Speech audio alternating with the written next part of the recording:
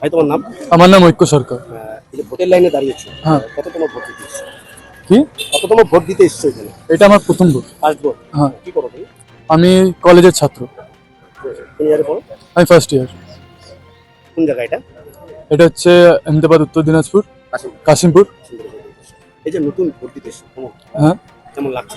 ভালো লাগছে। এটা ফার্স্ট ভোট আমার। ফার্স্ট ভোট, আবার এইবার তো নতুন, এই ভোটে তো নতুন সরকার শেষ। হ্যাঁ। যে জয়ী হবে তার কাছে কি চাওয়া চাওয়া রয়েছে? আমরা কোনো ভাতা চাই না। আমরা স্টুডেন্ট। আমরা এবার নিজেদের ফিউচারের জন্য আমরা চাকরি চাই। কি কি চাও? আমরা চাই যেন আমাদের ফিউচার যেন ব্রাইট হোক, বা হচ্ছে আমরা চাকরি পাই, আমরা ভালো জায়গায় যাই। ভাতা নিয়ে আমাদের কোনো লাভ নেই, কারণ ভাতা নিয়ে আমরা কি করবো? আমাদের তো ফিউচার সিকিউর হবে না। আমরা চাই চাকরি। আহমেদাবাদ বিধানসভায় এমন কিসের অভাব রয়েছে যেটা তুমি বলছো সেটা ডেভেলপ হওয়া প্রয়োজন? কি ডেভেলপ বলে সবচেয়ে আমাদের এখানে ডেভেলপমেন্ট বলতে আমাদের এখানে কোনো কলেজ নেই, ঠিক আছে। আমাদের এখানে স্কুলের অবস্থা খুব ভালো নেই, ঠিক আছে, বলতে গেলে। তারপরে হসপিটাল একদম ভালো নেই। তো এখানে আপাতত কিছু হয়নি যেটাতে আমরা ভোট দিব অন্য কাউকে, ঠিক আছে। তো আমরা চাই যেন নতুন সরকার তৈরি হোক, এখানে ডেভেলপমেন্ট হোক, সবাই যেন ভালো থাকুক, সুস্থ থাকুক, আর চাকরি পাচ্ছে। এখানে তো দেখা যাচ্ছে আহমেদাবাদ বিধানসভায় যে শিক্ষার ক্ষেত্রে কোনো কিছু ডেভেলপ হয়নি বলে মনে করছো? শিক্ষার ক্ষেত্রে তো কোনো কিছু ডেভেলপ তো হয়নি, ঠিক আছে। এখানে সবাই বলতে গেলে নিজেদের কামাই দেখছে এখানে, ঠিক আছে, আর কিছু করছে না। তো আমরা চাচ্ছি যেন নতুন সরকার তৈরি হোক, সবাই যেন চাকরি পাক, এই যে ঘুষ টুস এগুলো যেন বন্ধ হয়ে যাক, আর সবাই যেন নিজের ফিউচার সিকিউর করে নেয়। আমার নাম শশাঙ্ক শেখর নাগ। কততম ভোট দিতে এসছেন? এটা আমার বয়স তো ধরুন প্রায় 69 বছর। তার আগে 18 বছরের পর থেকে যতগুলো ভোট হচ্ছে সবই আমি অ্যাটেন্ড করেছি। এই যে এসআইআর, একদিকে যেমন এসআইআর পশ্চিমবঙ্গে এবং অপরদিকে নির্বাচন কমিশন, এই যে একটা উদ্যোগ তৈরি হয়েছিল আমাদের রাজ্যে, তারপরে ভোট দিতে এসছেন, কি বলবেন? না, এইবারের ভোটটা তো এসআইআর বিষয়টা আমরা জনগণ চাইবো যে এসআইআরটা হওয়াটা দরকার আছে। কেন এটা সত্যিকারের ভারতবর্ষের মানে নাগরিকদের একটা প্রমাণ। বহিরাগত বলে আমরা অনেকেই জানি এটা ঘটনা, এতেই পরিষ্কার হয়ে যাবে দুধ কা দুধ জল কা জল। আর এসআইয়ের পরে যেহেতু এটা ইলেকশন, সেই জন্য আমি নিজেও বলবো এবং আমার পরিচিতি সবাইকেই বলবো যে এই ভোটটা যেন তারা অ্যাটেন্ড করে। কেন এটা তাদের একটা মানে অধিকার তো বটেই, মানে আর একটা হচ্ছে কি প্রমাণ হিসাবেও এটা থাকবে আর কি। এসআইআর আপনি এসআইয়ের পক্ষে, অবশ্যই পক্ষে। এইবার গতবারের বিধানসভা ভোটের চেয়ে এইবারের বিধানসভা ভোটের কি ব্যবধান বুঝতে পারছেন? কেমন কি বুঝতে পারছেন? কেমন হচ্ছে? এখন অবধি তো আমরা ভালো পাচ্ছি, মানে গতবারের বিধানসভা ভোটের চাইতে এবারের বিধানসভা ভোট এখন অবধি সুন্দর বলতে হবে, ভালো বলতে হবে। কিন্তু শেষ না হওয়া পর্যন্ত তো বলতে পারবো না। ভোট একদম শেষ হওয়ার পরে, এখন এটা প্রথম দফার ভোট চলছে, দ্বিতীয় দফার ভোটটাও আমরা আশা করব সুন্দর সুষ্ঠুভাবে হবে। এর পরের রেজাল্ট তো হার জিত তো থাকতেই পারে, এই নিয়ে কোনো বক্তব্য নেই। যারা যে সরকার জনগণ এখন এরকমই হয়ে গেছে, তারা চিৎকার করে কিছু বলে না, নিজের মনে মনেই রাখে।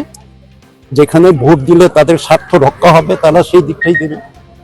ভোট কেন্দ্রে দেখা যাচ্ছে নজিরবিহীন প্রশাসনের দায়রা রয়েছে। তৎপর। 100 মিটার বুথ থেকে 100 মিটার দূরত্বে একটা রেখা তৈরি করা হয়েছে। এর জন্য নির্বাচন কমিশনের ভোটটা যেভাবে করা হচ্ছে, এই বিষয়ে কি বলবেন? এই বিষয়ে আমি বলবো যে আজকে শুনুন, আইন কখনই তৈরি হয়, নতুন আইন যখন আমরা অন্যায় করতে শিখে যাই, বেশি করে অন্যায় অত্যাচার চলে, তখনই নতুন নতুন আইন সৃষ্টি হয়। সুষ্ঠু পরিবেশ যদি থাকে তাহলে এত পুলিশ প্রশাসন, এত মিলিটারি, এত সিআরপিএফ আনার তো দরকারই হতো না। রাজ্যের প্রশাসনিক ছিল বলে অবশ্যই ছিল না। তাছাড়া এত বাইরের সিআরপিএফ আনার কোনো দরকার ছিল? আমাদের রাজ্যের ট্যাক্সের পয়সা খরচ করে তাদেরকে লালন পালন করার কোনো দরকার ছিল? কোনো দরকারই ছিল না। যদি আমরা সুষ্ঠু সবাই মিলেমিশে এক জায়গায় থাকতে পারতাম, হিংসা যদি না হতো, তাহলে এই সব প্রোটেকশনের তো দরকারই ছিল না। নতুন সরকার আসার পরে কি আপনার এই আহমেদাবাদ বিধানসভায় কি ডেভেলপমেন্টের প্রয়োজন বলে মনে হচ্ছে? সে তো প্রচুর রয়েছে আহমেদাবাদে। এখন এতদিনকার একটা আহমেদাবাদ, আজকে বলতে লজ্জা লাগে এইখানে একটা পোস্ট অফিস নেই। সরকারি একটা পোস্ট অফিস নেই আজও। যে পোস্ট অফিসটা আছে সেটা হচ্ছে একটা প্রাইভেট, ক্যাজুয়ালে চলে।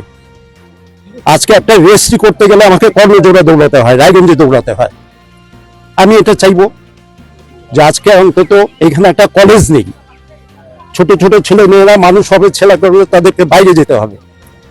কেন আজকে- শাসক দল তো রাজ্যে শাসক দল রয়েছে এবং শাসক দলের মন্ত্রী রয়েছে আপনাদের হেমতাবাদ বিধানসভায়, তো এতটা অভিযোগ করছে। না তো মন্ত্রী থাকলেই তো হবে না, তার তো সরকার পক্ষের সাপোর্ট থাকতে হবে, তবেই না হবে।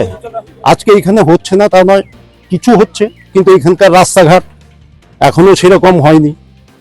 এখনো সিঙ্গেল রোড, ডবল রোডের অন্তত একটা আমাদের ডিমান্ড, যে আমরা চলাফেরা যেন সুস্থভাবে করতে পারি।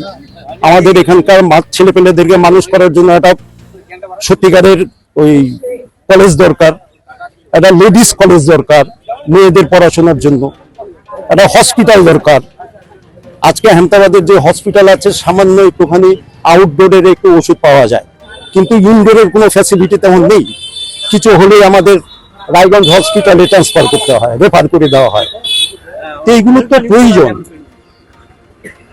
যার জন্যই ওনাকে পরিবর্তন চাচ্ছেন সম্পূর্ণ।